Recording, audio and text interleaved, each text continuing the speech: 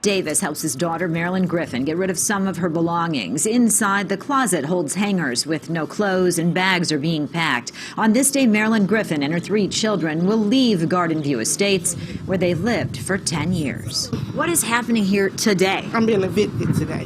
Griffin and her children are part of a growing eviction crisis in the city of Detroit. During the pandemic, she says she was laid off and applied for COVID emergency rental assistance, or SARA funds. And Garden View Estates was paid thousands of dollars. But she says they didn't live up to their end of the bargain. Garden View Estate supposed to fix up my place, and they failed to do that. Griffin says she had complained about mold due to plumbing issues as well as broken appliances, repairs she says the landlord was supposed to make but didn't. So she withheld rent, and they're evicting her. Premier Property Management CEO Bob Beal telling Fox 2 the damage to the apartment was more than normal wear and tear. Y'all try to take advantage, you know?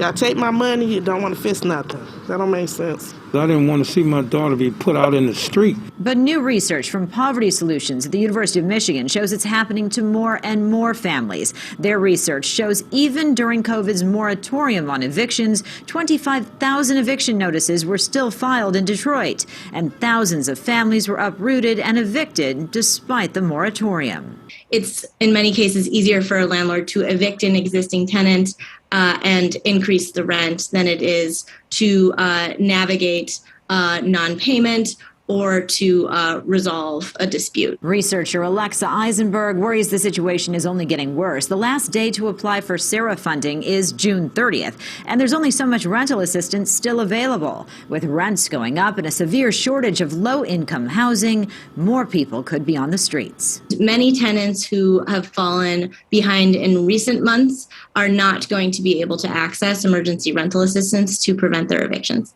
Eisenberg also says 9 in 10 evictions filed from March 2020 to March 2022 were filed by landlords who were not even code compliant, including Marilyn Griffin's. Her property that she's living in lacks a certificate of compliance with the city of Detroit, which under the law is required for a landlord to legally rent out their units. Eisenberg says in the case of Garden View Estates, research shows they're a top evictor, but owner and property manager Bob Beal tells Fox 2 he's owed $250,000 in back rent.